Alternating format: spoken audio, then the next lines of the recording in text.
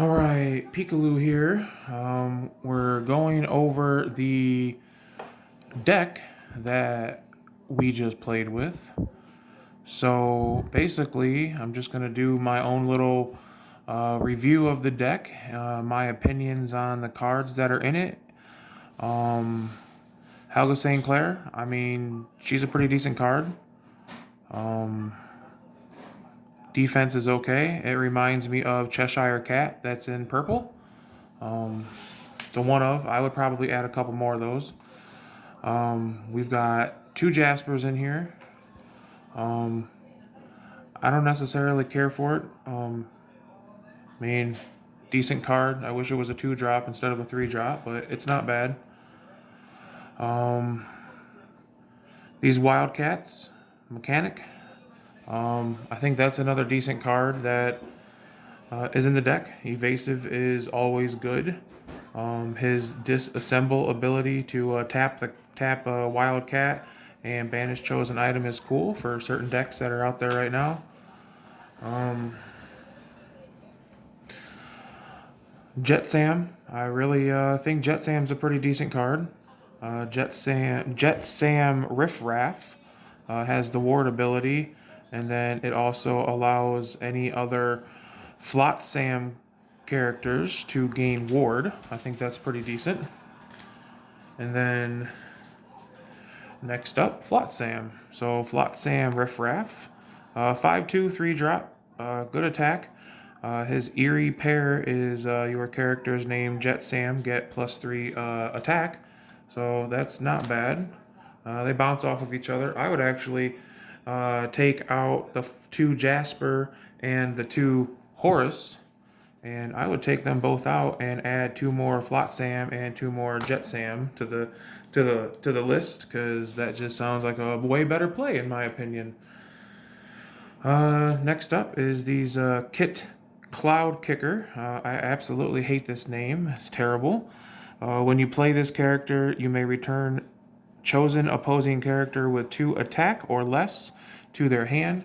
I absolutely think that's amazing. There's a lot of small cards out there that are just fantastic, and a lot of people play them. Next up is Cubby. I love this card. Whenever this character moves to a location, he gets +3 attack this turn. That makes him a 6/5.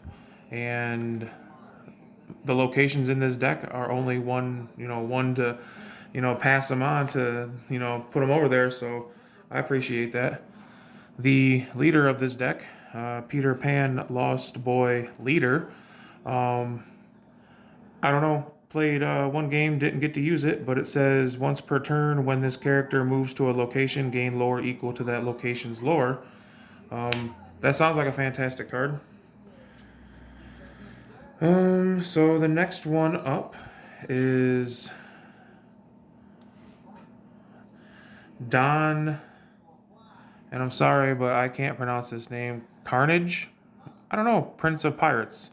Uh, he's got 2 lore and he's evasive. That's really the only thing I like about him. And then we have this Robin Hood Daydreamer. That's a 4/5 with 4 lore. That's pretty dope, but 6-drop, I don't know. Not bad. I guess it could be in the deck. Starkey, Devious Pirate. A 7-drop, a 3 lore. That's a 6/6. That's pretty decent. Not bad. And then those are the characters. So now we move into an action card that's called Improvise. And it says chosen character gets +1 attack this turn, and you get to draw a card. I love it because anything to let you draw more cards is absolutely the best thing you could have in your deck, any deck. Next card, Strike a Good Match. I haven't used this card yet. It's got the Sing effect, and it says draw 2 cards, then choose and discard a card. Not bad. Probably better draw cards out there than that. And the last action is Hypnotize. Each opponent chooses and discards a card, and then you draw a card. And the last green cards of the deck is the Deville Manor. 1 ink to pay, 1 ink to move to location, and a 4 defense. I mean, it's not bad. I sure hope that they come out with a couple better locations. And on to the yellow cards for the deck. We have this Kidda,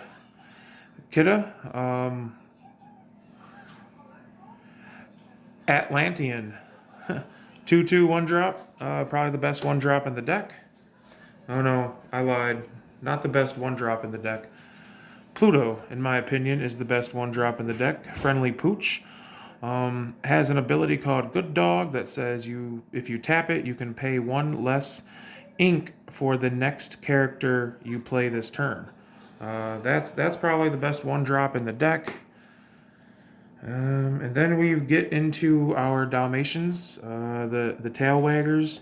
These are the ones that you can have up to 99 in your deck. I absolutely do not plan on doing that. I find that silly. So I would not be playing that style deck.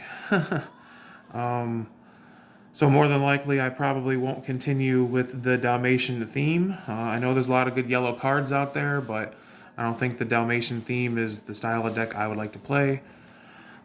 Next up is a 2-drop Wendy Darling. She's a 1/3 with 2 lore, probably the second best card in this deck, in my opinion, of course.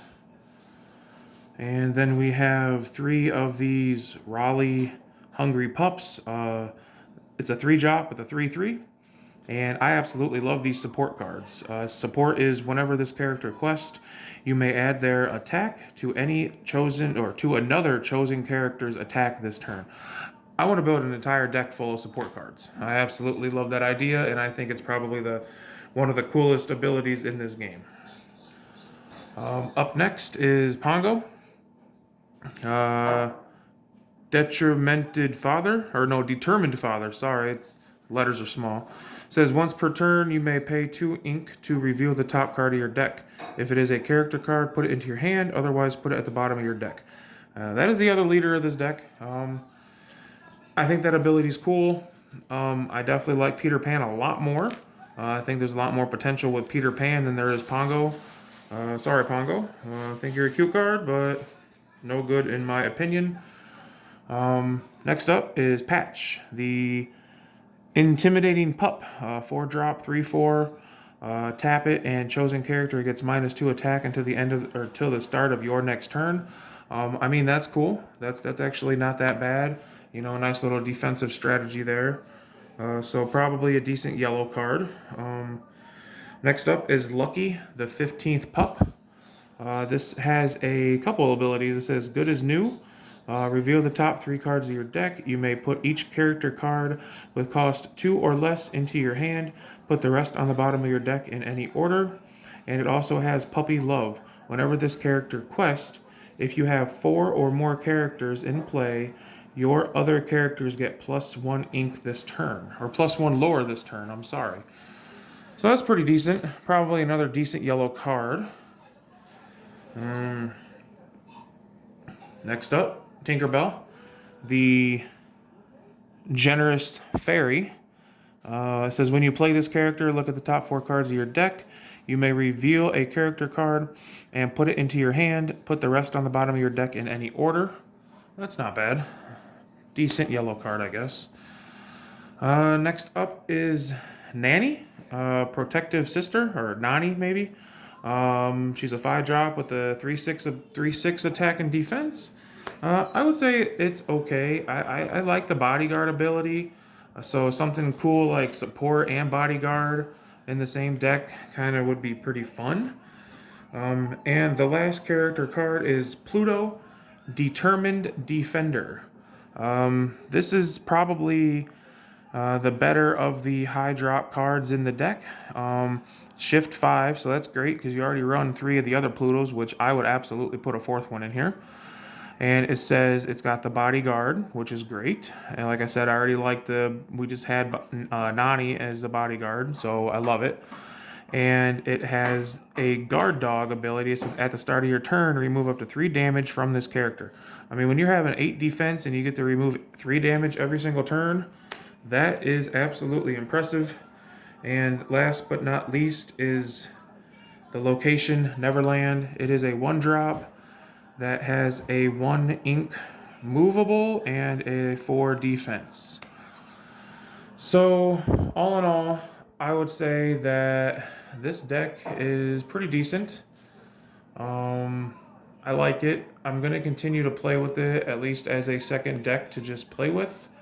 I think, like I said, it's pretty decent. I love a couple of the cards in here. I think it could be better, and at some point, I very well could make it better. But yeah, for now, in just a moment, I will be reviewing the other deck as a second part to this video. All right, thank you. All right, we're going to move on to the second deck. The second deck from Chapter 3, the blue and red deck. I have not actually played with this. This is the one my wife was playing with. But I've read a lot of the cards, and I kind of like this deck as well. But we're going to go ahead and start off with Flounder. Decent 1-drop, 2/2, 1 lore, that's it. Next card, Scrooge McDuck. It says Uncle Moneybags. He's a 1/3, 2-drop. Whenever this character quests, you may pay 1 less ink for the next item you play this turn. Kind of good, not bad. Cogsworth Talking Clock. That's a 2-drop. That's a 2/3. Your characters gain Reckless. If you tap it, you gain 1 lore. And then Huey, the Savvy Nephew, says got the support ability, and it says 3 nephews. Whenever this character quests, if you have characters named Dewey and Louie in play, you may draw 3 cards. That's kind of cool. And here comes Dewey, Showy Nephew. It's got the support ability. I love the support ability.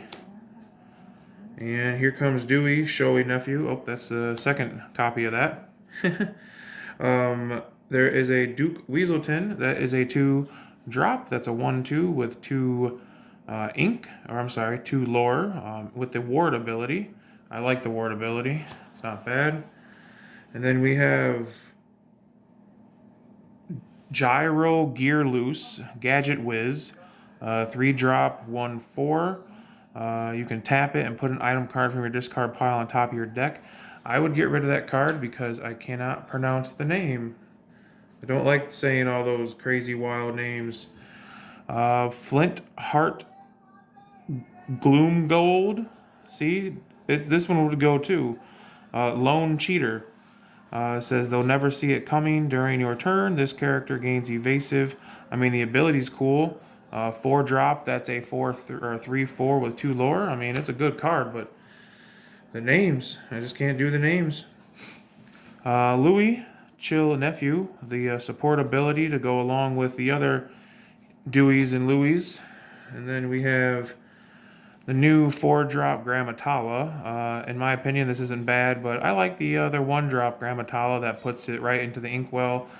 This one is the Keeper of Ancient Stories, and the ability says, there was only ocean.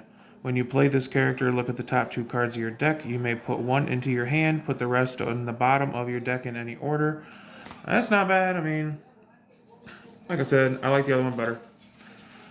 Maid Marian, Delightful Dreamer. It's a 5-drop. That's a 4/4. That's actually pretty decent. And the ability Highborn Lady says when you play this character, chosen character gets -2 attack this turn. That's pretty decent.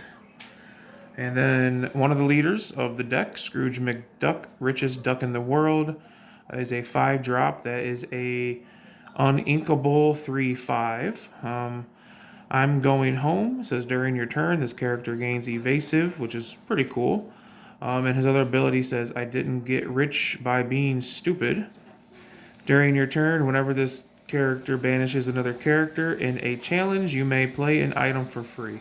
That's not bad, but I have other ideas for that card. That's not a bad card at all. The first item in the deck is a 4-drop called Vault Door. Sealed away, your locations and characters at locations gain resist +1 That's actually not bad. That's a pretty decent card. And the last of the blue cards is the Location Motunui. 2-drop that cost 1 to move characters and has 5 defense with 1 lore. And his ability is Reincarnation. Whenever a character is banished while here, you may put that card into your inkwell face down and exerted. That's not bad. Not bad at all. I would run 4 of those in this deck. And onto the red cards. We have the first 1-drop, which is Minnie Mouse, always classy. I run that in my red-purple deck. Probably one of the better 1-drops. Second card is a 2-drop. I can't really pronounce it. If it's he or hi. Not even really sure what it is. Accidental Explorer. Probably some kind of chicken, maybe. The way its feet look, I'm not really sure. The ability is Mindless Wandering. Once per turn, when this character moves to a location, each opponent loses 1 lore. That's a hell of an ability. I absolutely love that ability, especially with the way you can just move, some of the characters around. 2-drop, Simba, 1/1, 3 lore. This is awesome. If this was an inkable card, this would be ran in all red decks. 2 uninkable, Della Duck, Unstoppable Mom. Well, that's the mom of the ducks, huh? She gets reckless. She's a 3/3. Not bad. Not bad at all.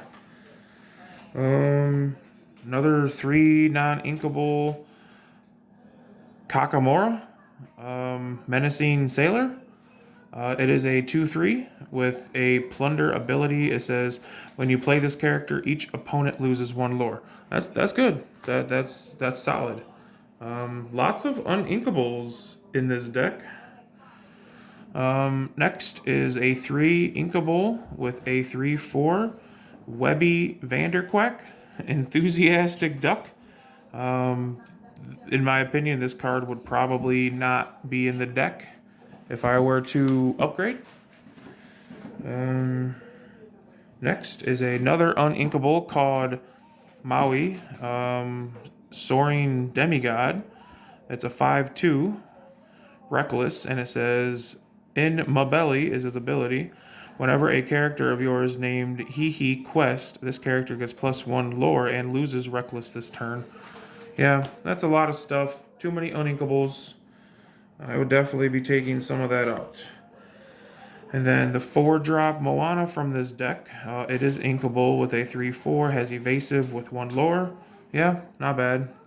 Evasive is always good. I'm a big fan of evasive. And it's funny that the other leader of this deck is Moana, Born Leader. 5-drop, 4/4, has the shift ability, which is great, and then has a Welcome to My Boat. Whenever this character quests while at a location, ready all other characters here. They can't quest for the rest of this turn. I love that because I'd be moving all my characters to a location and bada boom, no more damage taken to them, no more attackies. First item in the deck is Maui's Fish Hook. First ability, it's Maui time. If you have a character named Maui in play, you may use this item's Shapeshift ability. The Shapeshift ability, you tap it and you pay 2 ink, and then you get to choose 1. Chosen character gains evasive until the end of your next turn, or choosing character gets +3 attack this turn. Not bad. Due to the fact that it's an item, I would absolutely add probably 2 more of those to this deck, seeing how there's lots of cards that have deck item abilities. Next card, Summerain Talisman. It's a 3-drop. During your turn, whenever one of your characters is banished in a challenge, you may draw a card. Absolutely would play 4 of these in this deck because then I would be drawing 4 cards every time a character was banished. Absolutely. In fact, that might be going in my red-purple deck. Honestly, during your turn, whenever one of your characters is banished in a challenge, you may draw a card. Yeah, absolutely. That sounds perfect. That is a fantastic card. Thank you, Chapter 3. Voyage is the next card. It's a 1-drop action. Move up to 2 characters to a location at the same or move up to 2 characters of yours to the same location for free. Yeah, that's not bad. That's good for those location cards. One of my preferred favorites, Dragonfire, 5-drop. You just banish chosen character. Sweet, simple, and no more character in play. And last but not least of the deck is Agrabah. It is a 3-drop location with a 5 defense and 2 lore with a 1 move cost. Decent. Not the best red location in my opinion. I think there's another one better out there, but this makes sense with Aladdin. So that would be the blue-red deck from Chapter 3. If and when I make changes to this deck or the other green-yellow deck, I will be doing a video as a updated deck video. There's lots of ideas, lots of cards that could potentially be put in there. But yeah, I think both decks are pretty decent. Some cards I would not use, some cards I would absolutely keep. Like I said, there's a couple of them that I think I would put in my competitive deck just to try it out and see what happened. But yeah, this has been a good video.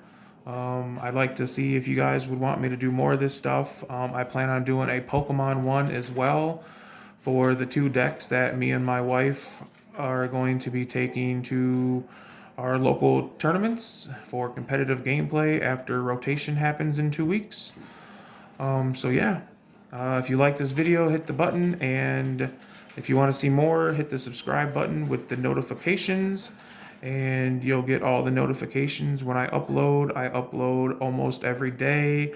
Trying to upload at least a Pokemon Unite video every day. I enjoy that game a whole lot, and my wife enjoys this game a whole lot, so we're going to get more of this too. Well, YouTube, I hope you have a great day, and see ya.